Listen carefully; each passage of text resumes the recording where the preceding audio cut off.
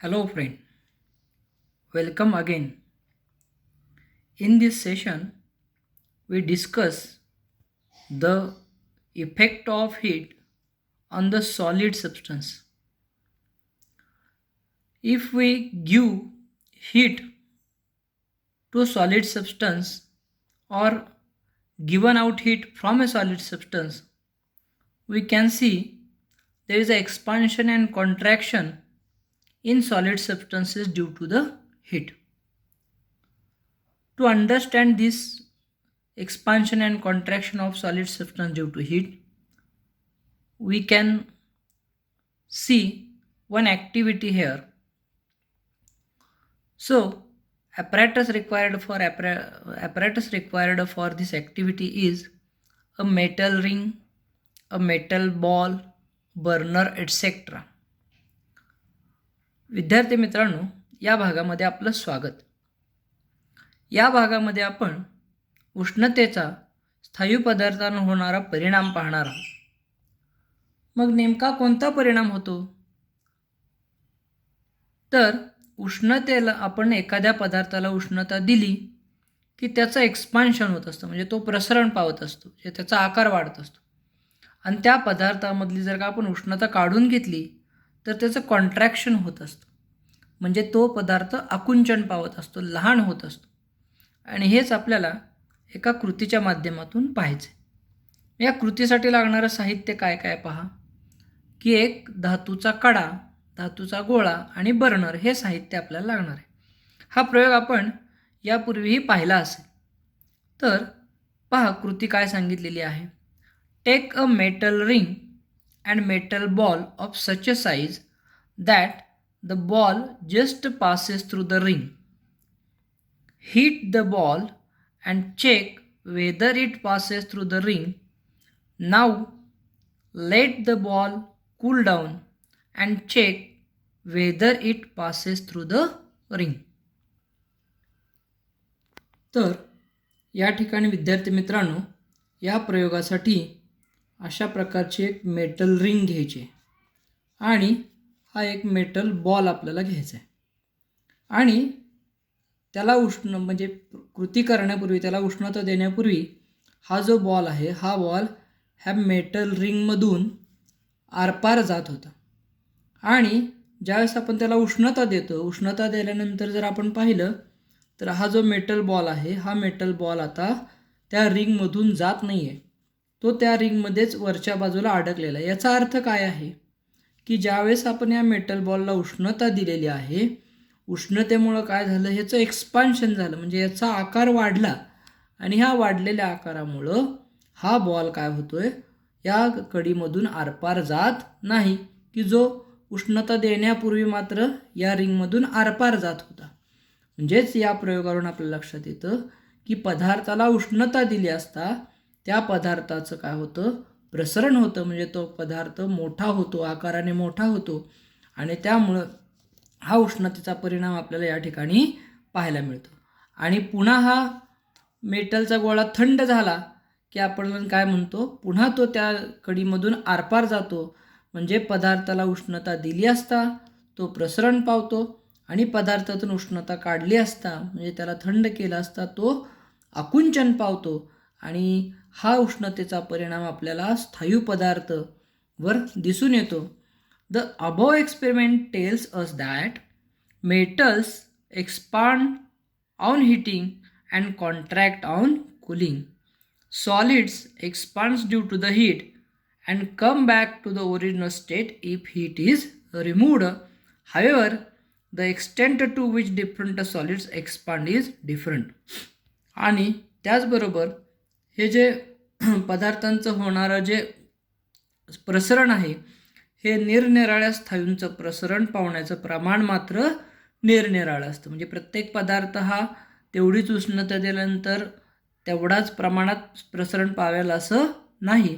प्रत्येक पदार्थाची, स्थायू पदार्थाची प्रसरण पावण्याची क्षमतासुद्धा कशी असते, वेगवेगळी असते. हे आपल्याला या प्रयोगावरून लक्षात येतं.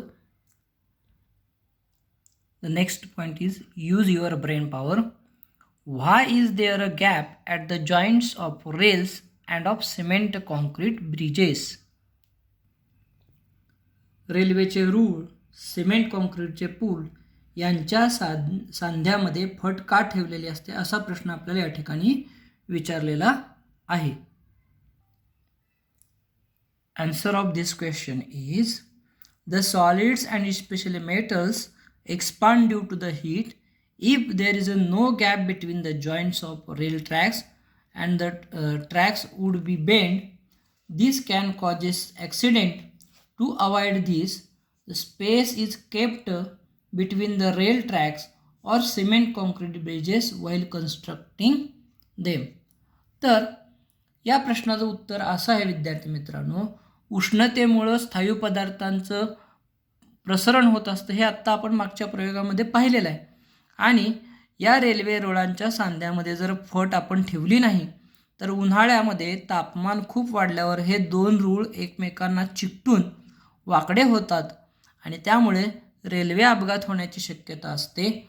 आणि म्हणून हे टाळण्यासाठी रुळाच्या सांध्यामध्ये योग्य प्रमाणात फट ठेवलेली असते. आणि याच कारणासाठी सिमेंट कॉन्क्रीटच्या पुलांच्या सांध्यामध्ये सुद्धा योग्य प्रमाणात फट ठेवलेली असते, कारण तिथंसुद्धा ते ब्रिजचे दोन तुकडे जोडण्यासाठी या ठिकाणी या धातूंच्या पट्ट्यांचा वापर केलेला असतो. Then the next point is effect of heat on the liquids. Liquids are also expand and contracts due to the heat. तर पुढचा जो मुद्दा आहे तो काय आहे, तर द्रव पदार्थांवर होणारा उष्णतेचा परिणाम. ज्याप्रमाणे स्थायू पदार्थामध्ये उष्णता दिल्यामुळं प्रसरण ही क्रिया घडते आणि उष्णता काढून घेतल्यानंतर आकुंचन ही क्रिया घडते, त्याचप्रमाणे या ठिकाणी द्रव पदार्थसुद्धा उष्णता दिल्यानंतर प्रसरण पावतात आणि उष्णता काढून घेतल्यावर आकुंचन पावतात. For understand this we can also see another activity here. तर हेच समजण्यासाठी आपल्याला अजून एक कृती या ठिकाणी पाहिजे आहे. Apparatus required for this activity: 500 ml conical flask, 2 hold rubber stopper, glass tube, measuring ruler, thermometer stand, wire gauze, burner, graph paper etc.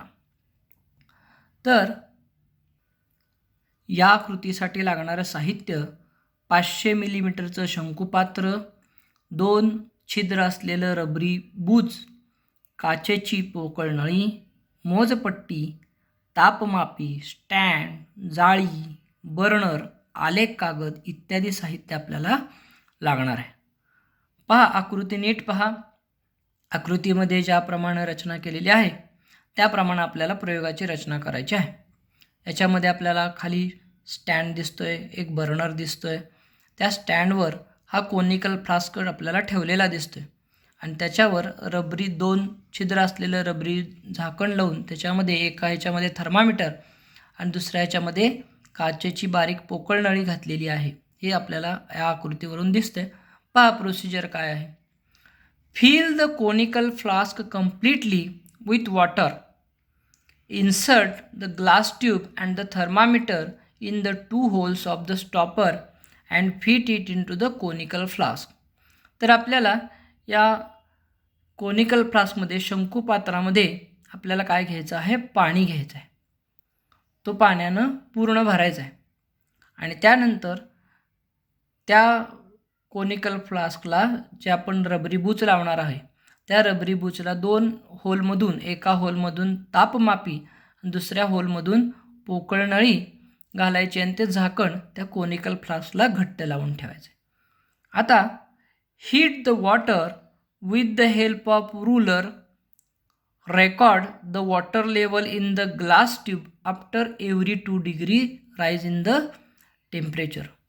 आता आपल्याला काय करायचं आहे की त्या पाण्याला उष्णता द्यायला सुरुवात करायची आणि हे केल्यानंतर आपल्याकडे जी मोजपट्टी आहे त्या मोजपट्टीच्या आधारे त्या काचेच्या नळीमधील पाण्याची पातळी मोजायची. आता ही मोजताना कशी मोजायची आहे, तर ज्यावेळी त्या तापमापीमध्ये 2 डिग्री सेल्सिअस तापमानाची वाढ झालेली दिसते त्या प्रत्येक 2 डिग्री सेल्सिअस नंतर त्या काचेच्या नळीतल्या पाण्याची पातळी आपल्याला मोजायची आहे. Take about 10 readings. Observe what happens when heating is stopped. असे आपल्याला एकूण 10 रीडिंग्स घ्यायचे, 10 वाचनं घ्यायचे आणि उष्णता द्यायला थांबवल्यानंतर काय घडतं त्याचं निरीक्षण करायचं आहे. आणि या सहाय्यानं आपल्याला काय करायचं आहे, draw a graph to show the change in water level as the temperature rises. आणि या ठिकाणी उष्णतेमध्ये होणारा बदल आणि पाण्याच्या पातळीमध्ये होणारा बदल या दोघांच्या माहितीचा आधार घेऊन एक आलेख काढायचा आहे. आणि त्या आलेखावरून आपल्याला काय लक्षात येतं पहा. When a liquid is heated the distance between its particle increases and its volume too increases. This is called the expansion of liquid and when its thermometer falls the liquid contracts.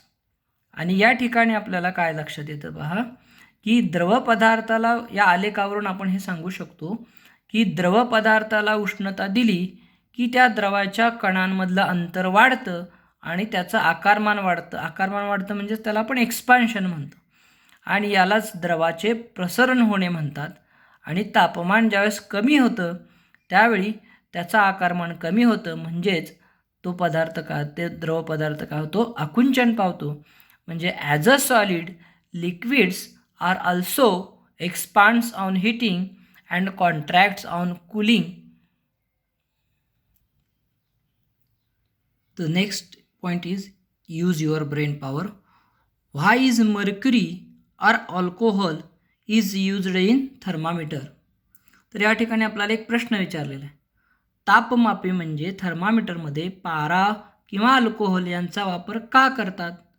याची काही कारणं आहेत की ज्या कारणांमुळं पारा आणि alcohol या 2 गोष्टींचा उपयोग तापमापीमध्ये केला जातो. ती कारणं कोणती आहेत ते आता आपण बघणार आहोत. ती कारणं आपण पुढच्या व्हिडिओमध्ये पाहूयात.